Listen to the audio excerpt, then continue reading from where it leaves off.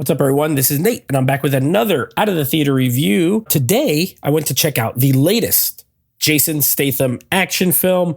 It is called A Working Man. Of course, this is directed by David Ayer, and they teamed up previously on The Beekeeper. So there's their second team up. It was also co-written by Sylvester Stallone. David Ayer, Sylvester Stallone, screenplay credits. So I'm going to give you my 2 cents on this. Before I do, if you would, please consider subscribing to the channel. If you're not already, hit the bell icon. That way you get notified every time new videos drop. Also, give me a thumbs up. Helps the video out. And leave me a comment. Is this a movie that you liked, didn't like, want to see, don't want to see?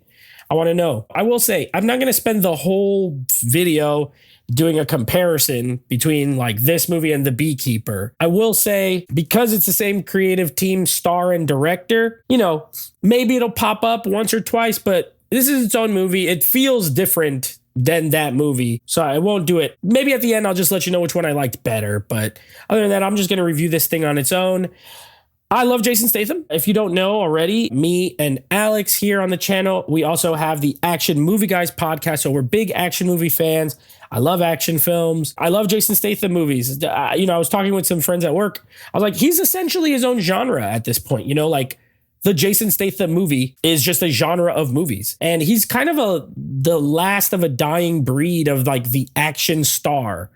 Like, that's all he does. He doesn't really do a lot of other stuff. He's not in dramas. I mean, he's maybe done 1 or 2 non-action films. I know he was in Spy, which is a comedy, but even that's like an action comedy. So he is an action star. There's not a lot of these guys anymore.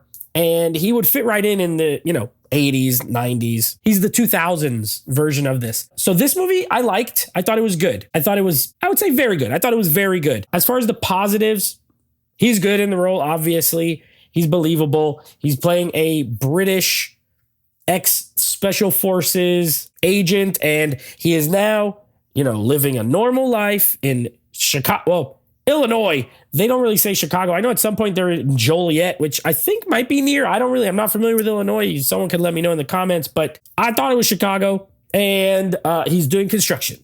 He's a construction worker. He works for this nice family, Michael Pena and his wife, and they have a daughter. And one day, the daughter goes missing, and they figure out that he used to be special forces, and they're like, hey, can you help us find our daughter?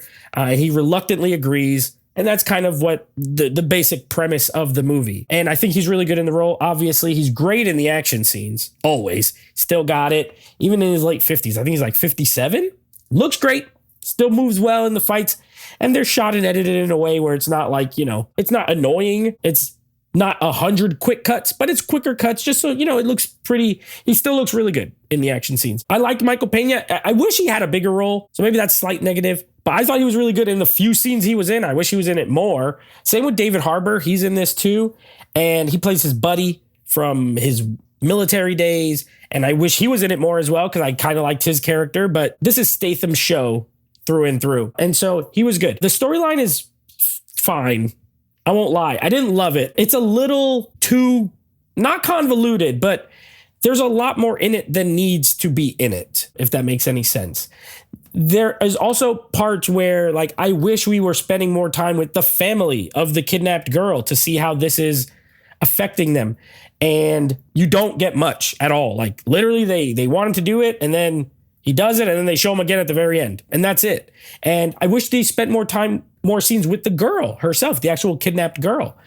But there's a couple sprinkled in here and there. Instead, what we end up getting is he gets involved with like the Russian mafia. All these different mafia characters start coming after him to try to get him. And there's a lot going on that I think could have been kind of smushed down a little bit and spend some time with other areas that I would have liked better.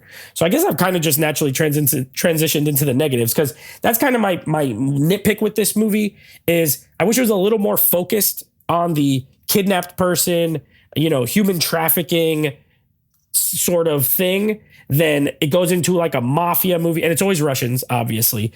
And then every time, like, they introduce these are the new Russians who are going to get him. And then these are the new Russians. And then these are the new and it's like, okay, how many, like, these villains just keep coming and coming and coming. So it was a little much. This movie will definitely skew older. My theater was pretty full, all old people, mostly old people. They seem to really enjoy it. I think old men are going to love this movie. And I mean that in the best way possible. I'm that's not a negative, but I think 50 and up crowd going to absolutely love this. Dads everywhere are going to love this movie. It's good. The action is good.